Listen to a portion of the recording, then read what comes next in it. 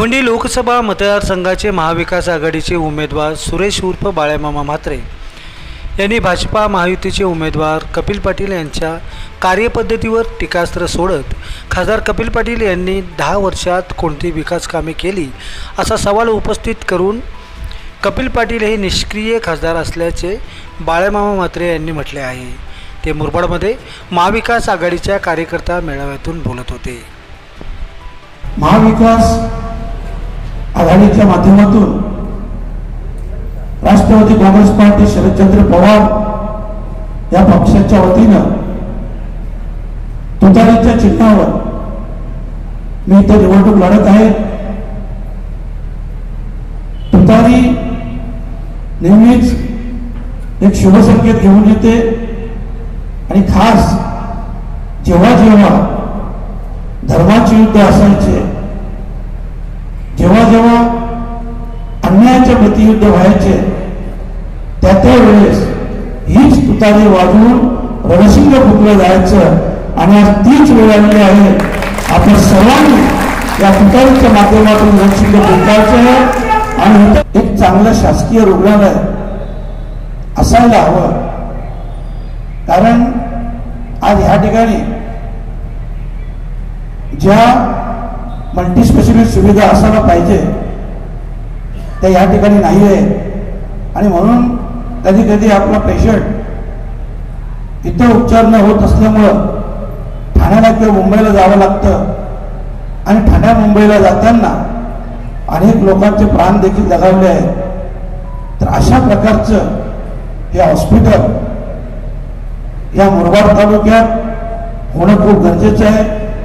एक आत्ताच आमच्या पत्रकार बंधूंनी सांगितलं की न्याहारी पायवाडी एक रस्ता आहे, गेल्या 20 वर्षात या रस्त्याचं काम झालेलं नाही।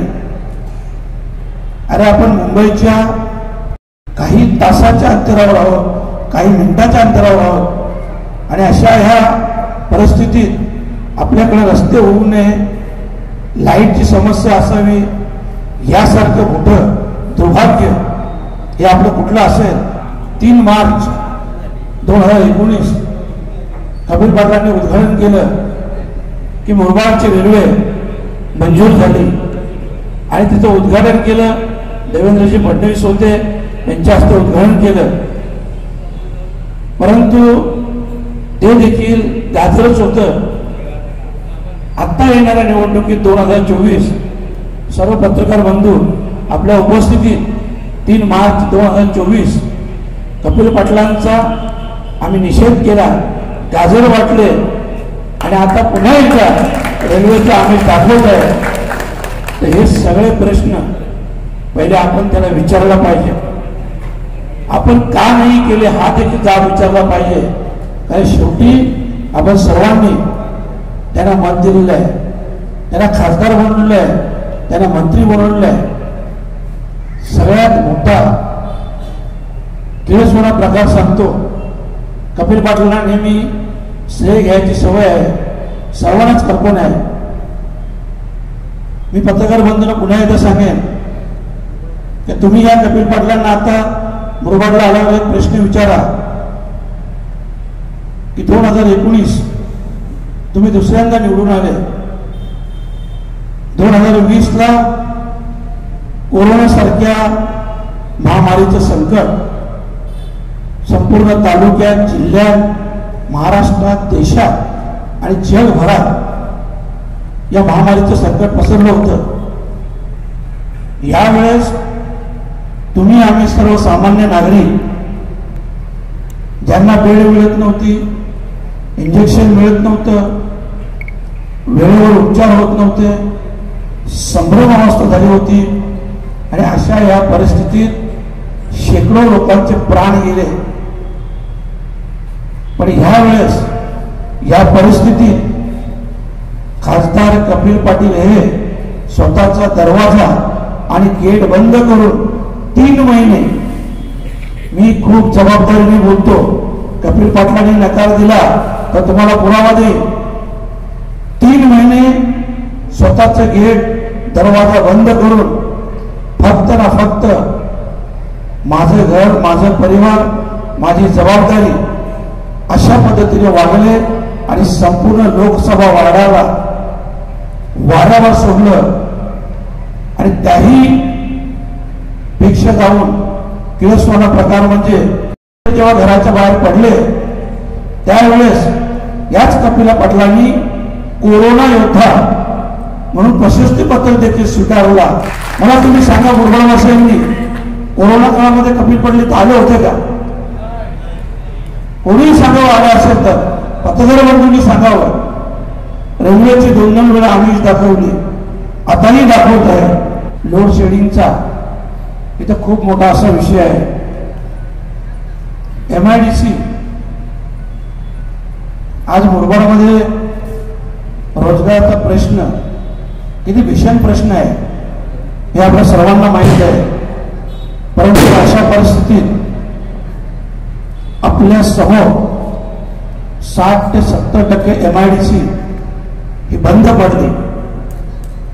खरं म्हटलं तर कपिल पाटील 30,000 करोड 35,000 करोड 1,000 करोड आमच्या MIDC साठी सबसिडीसाठी किंवा इतर विषयांसाठी दिले असते तर आज इथं आमच्या इथल्या स्थानिकांना, युवकांना, हजारो लोकांना रोजगार उपलब्ध झाला असता. परंतु ही त्यांची उदासीनता आहे. त्यांना कुठल्याही प्रकारचं काम करायचं नाही. फक्त ना फक्त निवडणूक आली की आपल्या समोर येणार, काहीतरी थातूर मातूर उद्घाटन करणार, घोषणा करणार. कारण त्यांना गेली 10 वर्ष